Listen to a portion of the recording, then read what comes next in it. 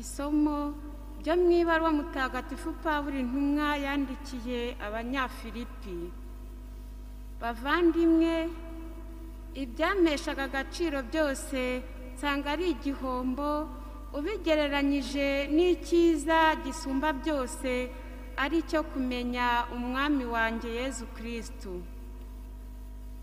Kubera we nemeye guhara byose no kubyita umwanda, kugira ngo nunguke Kristu, maze nzamusange ntishingikirije ubutungane bwanjye bukomoka ku mategeko, ahubwo mfite ubutungane bukomoka ku kwemera Kristu, buva ku Mana bukaba bushingiye ku kwemera.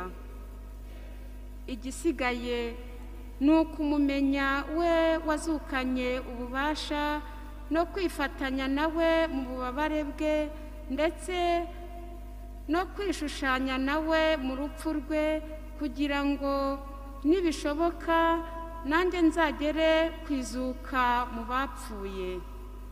Si ukuvuga ko ubu ibyo nabigezeho cyangwa ko naba narabaye intungane, ahubwo ndatwaza ngo nsingire Yezu Kristu, mbese nk'uko we ubwe yansingiriye.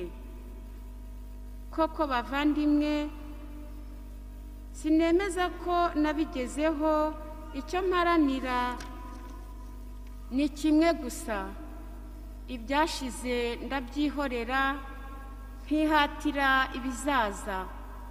Ntwaza rero ngana intego ya ngororano Imana iduhamagarira mu ijuru muri Kristu Yezu. Iryo ni ijambo ry'Imana.